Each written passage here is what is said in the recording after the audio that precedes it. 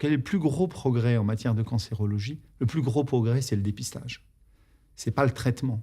Le plus gros progrès en matière de cancer, c'est de dépister une tumeur à un stade tellement petit que le traitement chirurgical va se faire en ambulatoire. Vous rentrez le matin, vous sortez le soir.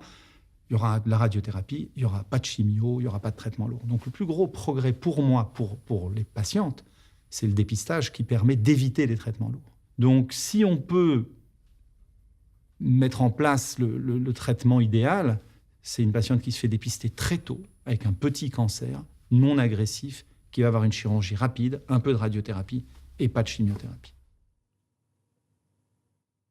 La période avant le diagnostic, c'est quelque chose qu'on ne voit pas nous, mais dont on voit les séquelles, dont on voit le choc. Parce qu'en fait, les patientes arrivent à nous avec un diagnostic. Mais elles nous racontent ce qui se passe avant. Et ce qui se passe avant, on n'a vraiment pas envie d'y aller.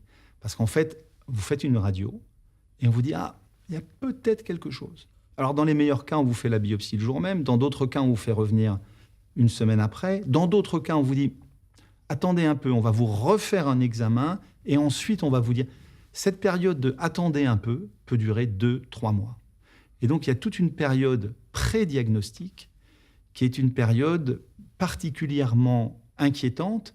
Et les patientes que nous voyons, nous, à l'Institut du Sein, sont des patientes qui ont eu un diagnostic de cancer. Donc, évidemment, il y a toute une partie de ces patientes qui repartent rassurées. Et donc, il y a eu une espèce de pression mise sous la casserole avec le couvercle à cocotte minute, et on voit des patientes qui arrivent avec ce passé de 2 mois où il y a des hésitations, on ne sait pas. Donc, je crois que la période pré-diagnostique, on n'en parle pas beaucoup, mais c'est un moment particulièrement désagréable et particulièrement anxiogène. Donc, on arrive, nous, à voir des patientes qui sont extrêmement inquiètes, non pas uniquement par le diagnostic, mais par tout ce qui s'est passé en amont du diagnostic. Et ça, c'est certainement quelque chose sur lequel il faut continuer à travailler pour réduire ces délais. La consultation de premier contact avec le chirurgien, pour moi, c'est une consultation clé.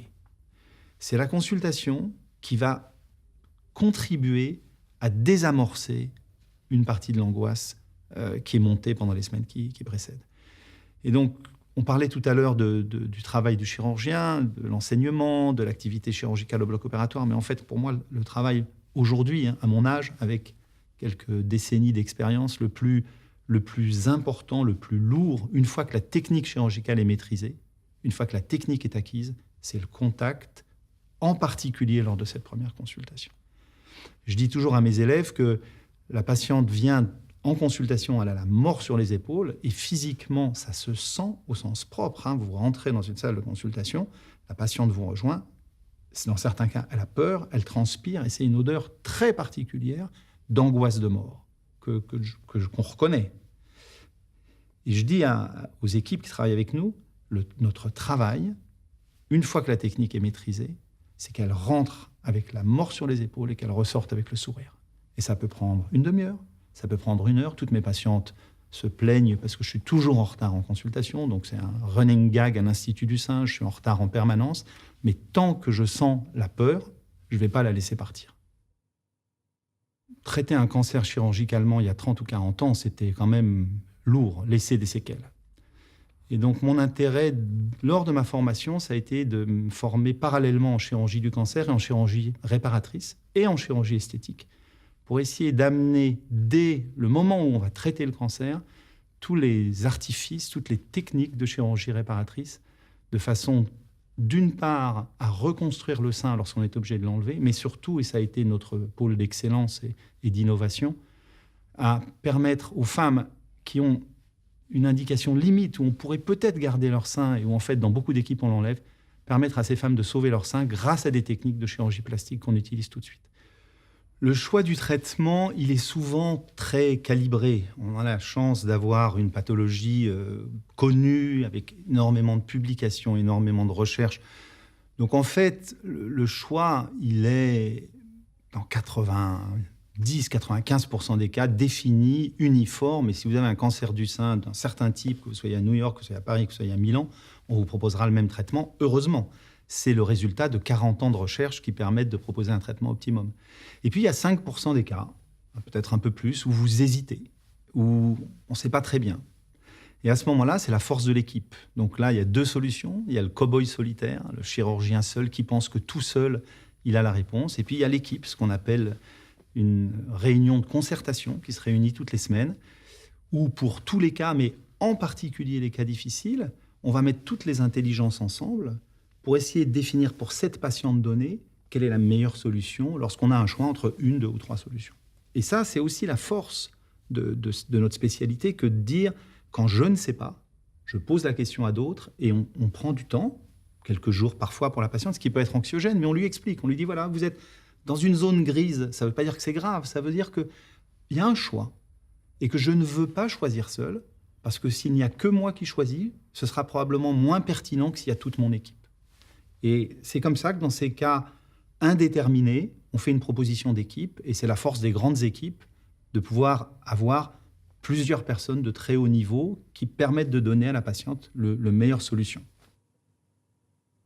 L'équipe, c'est tous les praticiens qui pourraient prendre en charge la patiente à un moment. Donc, les piliers thérapeutiques, c'est le chirurgien, le radiothérapeute, le chimiothérapeute, mais il y a aussi les radiologues, il y a aussi les spécialistes de l'analyse des tumeurs au microscope.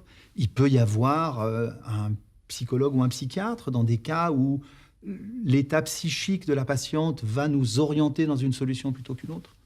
Et puis il y a la patiente, à qui à un moment on va dire, voilà, il y a un choix. Quand le choix aboutit à une solution univoque, on va dire, voilà ce que nous vous proposons. Et dans un certain nombre de cas, on va lui dire, nous hésitons. Et voilà ce qu'on vous propose. Il faut le faire le moins souvent possible, parce qu'en fait, on assiste aujourd'hui, je trouve, à une espèce de transfert de la responsabilité de la décision de l'équipe médicale vers la patiente, ce qui est terrible. Hein. On lui dit, est-ce que vous voulez vous faire enlever le sein ou est-ce que vous voulez garder le sein? Moi, je vois des patientes qui viennent nous voir en deuxième avis en disant, écoutez, je suis perdu, moi, on m'a dit, vous pouvez vous le garder le sein, vous pouvez enlever le sein. Il faut le faire le moins souvent possible. Donc, c'est très rare. Mais dans un certain nombre de cas, le choix persiste et il y a des avantages et des inconvénients aux deux solutions. Et on dit, voilà, on en est là. Et qu'est-ce que vous en pensez? Et qu'est-ce qu'on peut faire pour vous intégrer dans ce choix?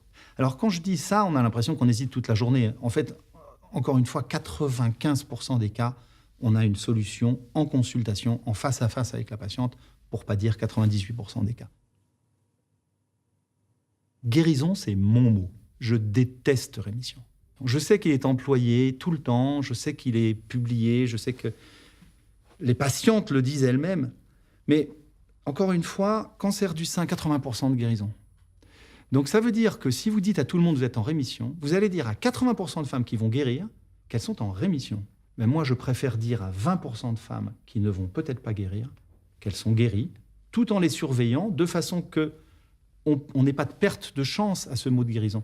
Mais moi, le jour où vous m'enlevez un poumon, parce que j'ai un cancer du poumon, et que vous me dites, Monsieur Clough, vous êtes en rémission, je vais vous regarder en disant, je ne suis pas venu pour ça, moi. Moi, je suis venu pour être guéri. Et donc, j'emploie le terme de guérison à chaque fois que la guérison est très probable. Si j'ai une patiente qui arrive avec malheureusement 2 tumeurs dans le foie et une dans le poumon, je ne vais plus employer le terme de guérison. Mais tant que la maladie n'a pas disséminé, mon obsession, c'est que la patiente soit persuadée qu'on va la guérir. Parce que je pense que ça contribue, si ce n'est à ses guérisons, au moins à son bien-être et au bien-être de tout l'entourage. Vous pouvez être le meilleur spécialiste du monde. Si vous n'êtes pas capable de donner, de transmettre la force de vivre, la force de passer au travers de tout ce qu'on va leur imposer quand même, hein, parce que c'est lourd, hein, c'est très lourd. Dans les cas de tumeurs agressives, c'est très lourd. Vous avez raté une partie de votre métier. Donc certains parlent de psychologie, bon, ça doit exister, d'autres parlent d'accompagnement. En fait,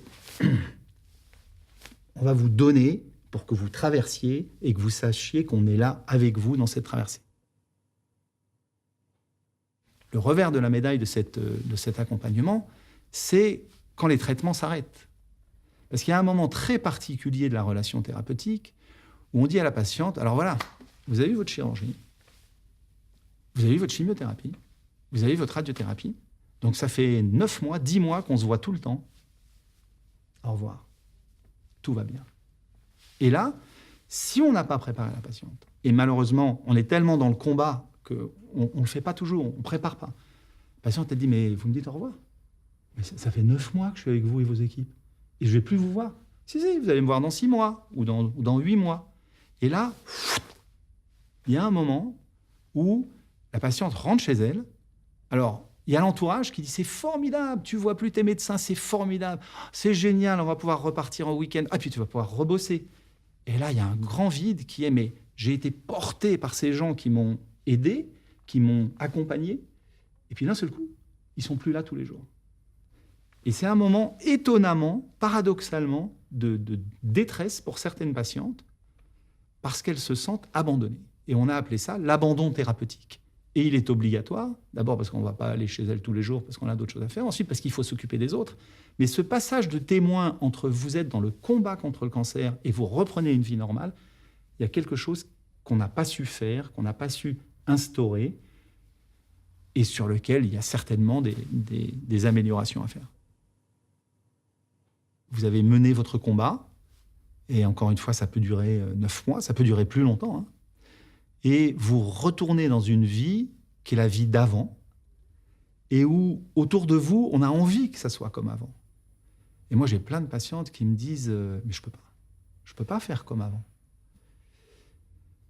Quand je vois des patientes lors de la première consultation qui me disent « Mais c'est terrible », qui sont dans la détresse de l'annonce, et qu'on arrive petit à petit, avec le temps qu'il faut, à la prendre, à la faire redescendre dans la réalité, qui est que quand même la très grande majorité des cancers du sein sont guéris. Parfois, on peut initier cette petite phrase en disant « Écoutez, je vais vous dire quelque chose, j'aurais jamais osé vous le dire il y a 10 ans. Mais je vais vous dire ce qu'on me dit dans ce bureau, dans cette place-là, sur cette chaise, 1 ou 2 ans après. Certaines patientes qui ont eu la même chose que vous me disent « Monsieur Clof, ce cancer, il m'a rendu service. » Et l'idée de dire à une patiente qui est au moment de la détresse que finalement d'autres qui ont eu la même chose qu'elle ont suffisamment de recul, 1 an, 2 ans, c'est pas long 1 an, 2 ans, pour dire il s'est passé quelque chose. Et le cancer, c'est un accident de la vie. Je dis à toutes mes patientes, c'est un accident de la vie. Vous pourriez eu avoir un accident de voiture, vous auriez pu avoir une fracture du bassin, perdre un enfant, des choses monstrueuses. Le cancer, c'est un accident de la vie. C'est rien qu'un accident de la vie. Et il y a un après. Et notre boulot à nous, c'est que pendant l'accident, on fasse les pompiers soft, le moins agressif possible, et qu'on prépare à la sortie de l'accident. Je ne sais pas si ça rend plus fort tous ceux d'entre nous qui ont eu un accident de la vie. Je ne pense pas qu'on se sent plus fort. Je crois que ça aide à voir votre vie de façon plus globale que ce que vous imaginiez avant. Vous êtes moins dans le monobut. Vous savez que les accidents arrivent. Vous savez que votre vie va être changée. Vous savez qu'il y a un avant, il y a un après. Je ne suis pas sûr qu'on soit plus fort après. Différent. Ouais. On est différent.